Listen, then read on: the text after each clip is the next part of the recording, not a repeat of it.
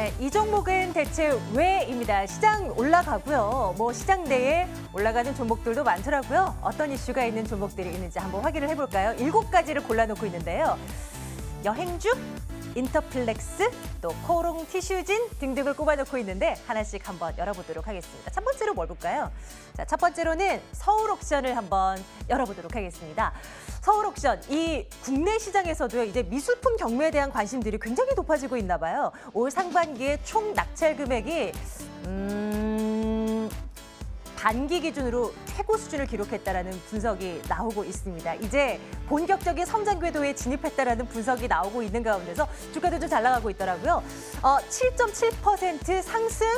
이제 지지부진한 움직임을 깰 수 있을까요? 이제 8,000원대 임박한 채 진행되고 있는 서울옥션입니다.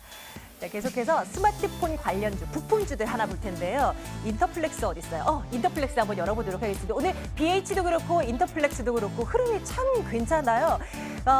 이제 차세대 스마트폰은 그거잖아요. 구부릴 수 있는, 휘어질 수 있는 스마트폰. 여기에 부품을 연성 회로기판 이런 것들이 이제 이용되지 않겠습니까? 대표적으로 공급하는 인터플렉스가 수혜가 받을 수 있을 것이라는 전망 속에 주가가 많이 올라가는데요. 진짜 많이 빠졌잖아요, 주가. 2.8% 상승, 이걸로는 충분치 않지만 앞으로 기대가 되는 대목임에는 분명합니다. 자, 이번에는 다음 종목 한번 열어볼 텐데요. 현대기아차 볼게요. 사실 주가에는 그렇게 힘이 없는 모습이긴 한데요. 중국과의 관련한 이슈가 있어서요. 한번 챙겨보도록 하겠습니다. 자, 자동차, 국내 잔성차 업체와 중국 바이두가 손을 잡았다고 합니다. 미래형 자동차 개발을 위해서요. 커넥티드 카라고 하는데 인터넷을 기점으로 해서 모든 것을 다 연결할 수 있는 미래형 자동차 말입니다. 그걸 이제 개발하겠다는 건데 이게 상용화, 대중화되기까지는 시간이 좀 걸리겠죠. 일단 이슈는 잡혀 있는데 그 시기가 되면 현대기아차의 주가도 날아갈까요? 이 시각 현재는 현대차가 12만 3,500원, 기아차 3만 1,000원에서 진행되고 있습니다. 약세권에서 진행됩니다. 자, 이어서 다나와를 한번 볼까 하는데요. 이 업체 여러분들 혹시 아세요? 다나와 다 나옵니다. 이 사이트 들어가면요. 정말 세상의 모든 물건들에 대한 가격 비교가 가능한 사이트입니다. 요즘에 사람들 똘똘한 쇼핑 좋아하잖아요. 일단 온라인 쇼핑 좋아들 하시고요. 그리고 최저가에 나는 사야 돼라는 소비자들 많아지면서 합리적인 쇼핑을 하는 분들 많습니다. 거기에 적합한 사이트가 아닌가라는 어떤 트렌드에 맞는다는 지적들이 있고요. 그리고 가지고 있는 현금 그 규모가 한 500억 원 정도가 된다고 합니다. 캐시가 빠르게 돌 수 있는 그런 기업이라는 측면. 다나와 이 시각 현재 2.6% 상승입니다. 여행주를 한번 살펴볼까 하는데요. 여러분들 여름 휴가 어디로 정하고 계십니까? 해외로들 많이 가실까요? 사실 이쯤이 되면 여행주들로 자연스럽게 관심이 쏠리기 마련일 텐데 최근 들어서 여행주들 움직임이 그렇게 좋지 않았습니다. 항공주들도 마찬가지였고요. 근데 오늘이 일제히 반등이 나온단 말이죠. 참 좋은 여행 5% 가까운 상승, 하나투어, 항공주들도 일제히 강세인데요. 이거 이제 저가 매수 관점으로 접근 가능한지 한번 챙겨보도록 하겠습니다. 자, 이어서 아프리카 TV를 한번 살펴볼까 합니다. 다시금 날아가고 있는 모습 확인이 가능한데요.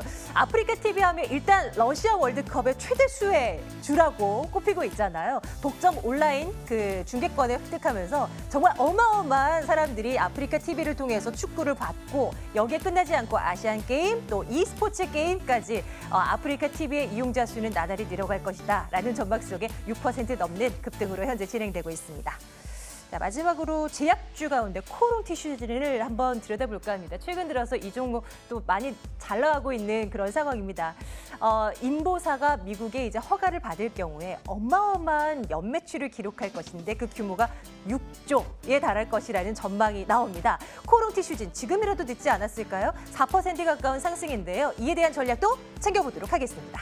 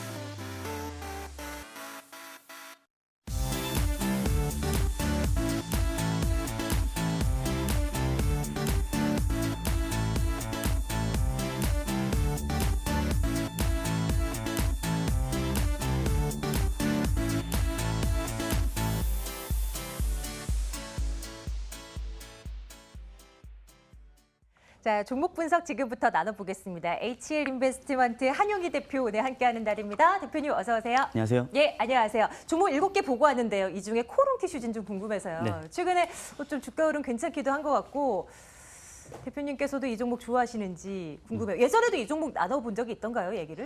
예전에는 아니에요? 아마 없었을 거예요. 없었던가요? 아마. 네네. 이 종목에 대해서는 평가 어때요? 예전에 메디톡스에 대해서는 되게 네. 좋은 얘기 주셨던 것 같은데 조금 성격이 다르긴 하죠. 우선 코오롱 티슈진 같은 경우에는 뭐 이제 해외 판권을 갖고 인보사에 대한 해외 판권을 갖고 있고 코오롱 생명과학이 이제 뭐 아시아나 뭐 한국 판권을 갖고 있는 그래서 인보사 K라고 불리는데 네, 네. 우선 티슈진 같은 경우 오늘 상승하는 이슈들을 보시면은 사실 그 1주년 간담회에서 그 이유석 대표이사님께서 이런 얘기를 하셨어요. 만약에 이 근본적 치료제, 골관절염의 근본적 치료제가 입증될 경우에 연매출 55억 달러, 우리나라 돈으로 한 한화 6조 원 정도의 연매출을 올릴 수 있을 것이다라고 얘기를 했거든요. 그만큼 근데 저는 이 시장에 대해서 긍정적으로 평가는 하고 있어요. 근데 이 근본적 치료제, 그 미국에서 말하는 이 디모드라고 그래요. 이거를 네. 디모드라고 하는데 이게 뭐냐면은 이 골관절염이 안에 있는 이제 관절이 없어져 가지고 만약에 마찰이 생겨서 통증이 생기는 건데 이 연골을 갖다가 다시 재생시킬 수 있는 능력을 갖게 된다. 이거를 미국 FDA의 승인을 받는다라고 하면은 환자들은 이거를 실제로 투여할 가능성이 높아요. 우리가 그 주변에 뭐 노인분들 보시면은 네. 골관절염을 앓고 있는 노인분들 보시면은 수술을 보통 하세요.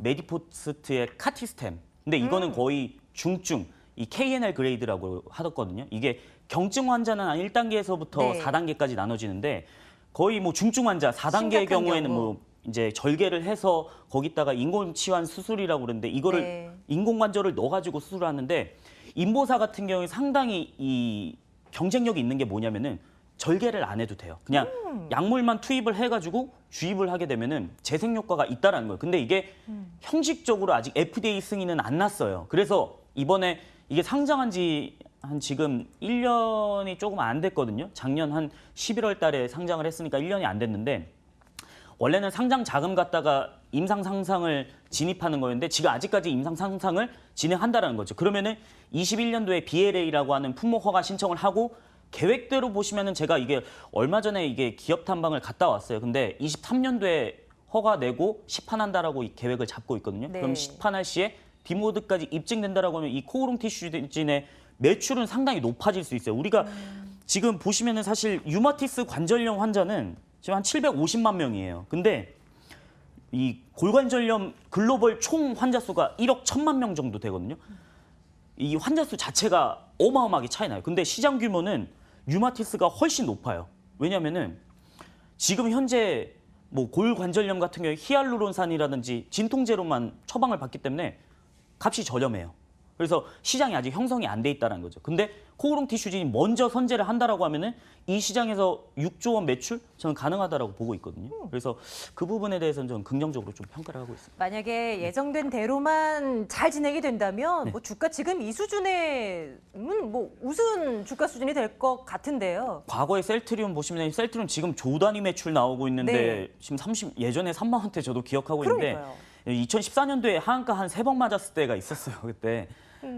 지금 주가 많이 하락했어요. 근데 미래 성장성을 보시면 지금 주가 상당히 싸다라는 거죠. 그럼 코오롱 티슈진에 대한 앞으로의 투자 의견은 좋아요로 갈까요? 그렇죠. 실제로 이거 투여한 환자들 제가 카페나 밴드 같은 데도 확인을 하거든요. 네, 근데 네. 이 인보사 K 맞으신 분들 보시면은 네. 처음에는 아프지만은 나중에는 이거 정말 잘 맞았다라는 얘기들이 후기들이 많이 올라와요. 오. 그래서 그만큼 효과가 있다라는 거죠. 네. 한번 눈여겨보도록 하겠습니다. 예, 최근 들어서 기대감이 나오고 있고 아직까지는 좀 이 시간이 좀 더 걸리는 작업이겠지만 그래도 긍정적으로요. 자, 계속 봅니다. 이번에는 아프리카 TV 대표님 볼게요. 아프리카 TV 또 네. 오늘도 날아가는데 뭐 다양한 뉴스거리는 있거든요. 분석해 주십시오.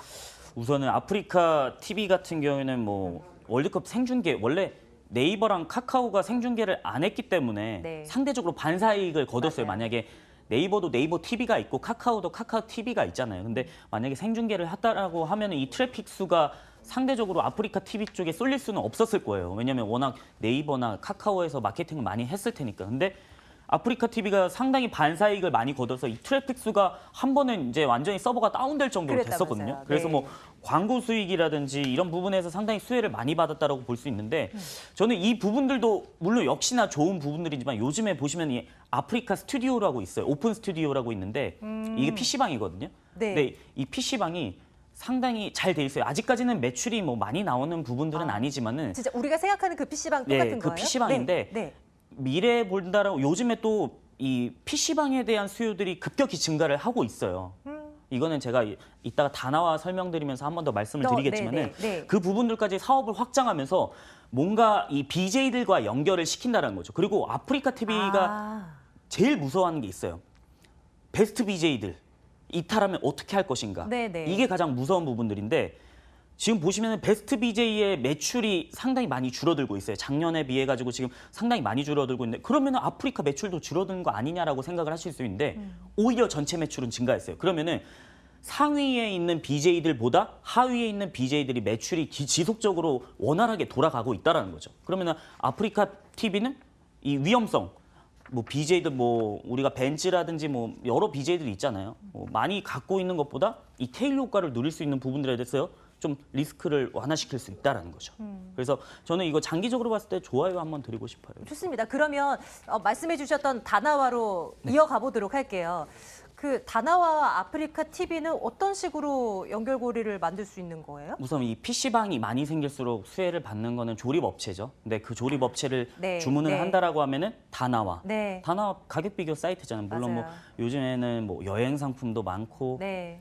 저 점- 가전제품도 여기 들어가서 많이 검색했어요. 가전제품도 많이 검색을 네. 하고 요즘에는 뭐 가릴 거 없이 그냥 다 다 검색하면 있더라고요. 진짜 다 정말 다 있더라고요. 나와요. 그래서 이 매출 구조를 보시면은 이 사업 부분이 크게 한 5가지로 나뉘거든요. 제휴 쇼핑, 광고 사업, 그다음에 판매 수수료, 정보 이용료, 그다음에 제품. 우리가 이 다나와 컴퓨터가 또 따로 있어요. 다나와 컴퓨터가 있고 네. 그다음에 늑대와 겨우 컴퓨터 지분을 90% 이상 갖고 있어. 아마 100% 갖고 있을 거예요. 제가 알기로는. 근데 여기서 이 제품을 만들어 가지고 뭐 정부라든지 뭐 기관 쪽에다가 조달을 하는데 매출 규모는 사실 이 제품에서 38%가 나와 가지고 가장 크기는 해요. 근데 수익성을 따지고 봤을 때 제품 같은 경우는 수익성이 낮거든요. 왜냐면은 워낙 포화된 시장이고 네. 우리 컴퓨전 같은 경우에도 상당히 많은 매출을 올리고 있고 다나와도 그거의 경쟁 상대이긴 하지만은 수익성은 조금 낮아요. 그러면 수익성은 제가 볼 때는 제휴 쇼핑이나 광고 사업에서는 수익성이 오히려 영업이익률이 더 높다라는 거죠. 근데 지금 매출표를 제가 하나 가져왔었는데 보시면은 볼까요?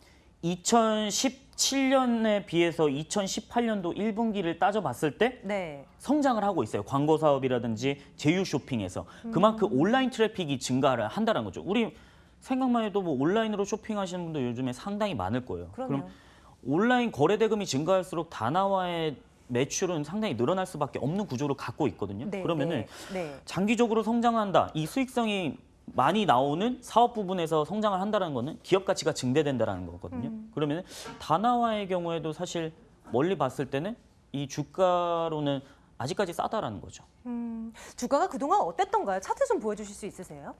제가 차트를 한번 띄워놓고 보시면 지금 6월에 대비해가지고 상당히 많이 좀 내려왔어요. 근데 과거 2017년도 5월부터 보시면은 거의 2배, 지금 현재 2배 가까이 많이 올라왔거든요. 올랐군요. 거의 뭐 중간중간 조정은 조금 있었지만은 그래도 2배 가까이 올라왔기 때문에 네. 근데 저는 이 2배가 아니고 2018년도 매출이나 영업이익을 봤을 때 사상 최대 매출을 기록할 것이라고 지금 예상을 하고 있거든요. 그러면은 지금 여전히 성장하고 있는 산업을 갖고 있는 다나와는 지금 많이 올라왔어도 여전히 싸다라는 거죠.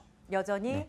좋다라는 네네, 그렇죠. 의견 찍으면서 지금 말씀 주시는 뉘앙스로는 오늘 저희가 점검한 종목 중에 탑입니다. 그렇죠. 다나와를 내일장 탑픽으로 찍고 장 마감 한번 살펴보도록 하겠습니다.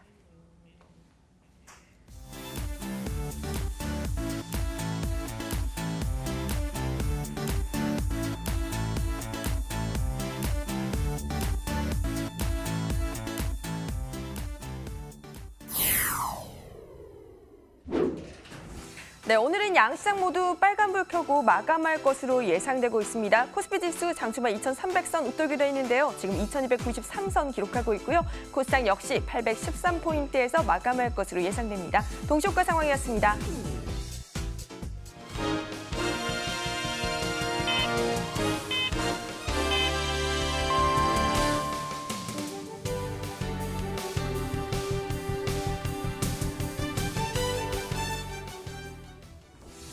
네, 7월 10일 화요일장이 마감했습니다. 글로벌 증시 호조에 힘입어 우리 시장 오늘 사흘째 상승세를 지속해 나갔는데요. 코스피 지수가 장중 2,300선을 웃돈 것은 지금 지난 2일 이후 처음이었습니다. 오늘 장 후반 들어 조금 탄력이 둔화되면서 0.38% 상승하며 2,294선에서 마감했고요. 코스닥 지수 오늘 반등에 성공하면서 빨간불 켰습니다. 813.2포인트 기록했네요. 오늘 수급을 확인해 보시면 외국인들이 다시 돌아졌습니다. 기관이 매도세 보이면서 다소 지수의 탄력을 조금 둔화시켰지만 외국인이 오늘 300억 원대 매수 우위를 기록하면서 지수가 그래도 빨간불을 켰고요. 코스닥 시장에서도 오늘 외국인들 매수에 나서줬죠. 오늘도 상승하면서 마감하는 움직임 나타났습니다. 반면에 기관과 개인이 동반 매도세를 연출했네요. 오늘 시장에서는 아무래도 낙폭이 과대했던 업종 그리고 실적 시즌을 앞둔 만큼 실적이 기대되는 종목들의 상승세가 눈에 띄었습니다.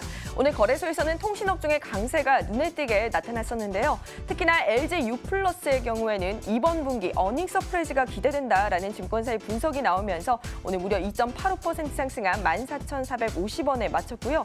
SK텔레콤 역시 전분기 대비해서 실적 개선이 기대된다라는 전망이 나오면서 오늘 1% 넘게 오르며 2% 가까운 상승세로 오늘 장 마감했습니다. 그리고 전일 많이 빠졌던 종목이죠. 바로 철강 금속주인데요. 미국에 이어서 유럽연합도 세이프가드를 발동할 가능성이 높다라는 우려감 속에 일제히 하락했었지만 너무 많이 빠진 탓일까요? 오늘 반등에 나서줬습니다. 포스코가 오늘 1.31% 상승해줬고요. 고려아연과 현대제철, 오늘 풍산까지 동반 상승세를 연출했습니다. 이외에 많이 밀려났었던 여행 항공주들 그리고 남북 경협주들도 일제히 반등에 나서줬다는 점 기억해 두시면 좋을 것 같습니다. 지금까지 마감 상황이었습니다.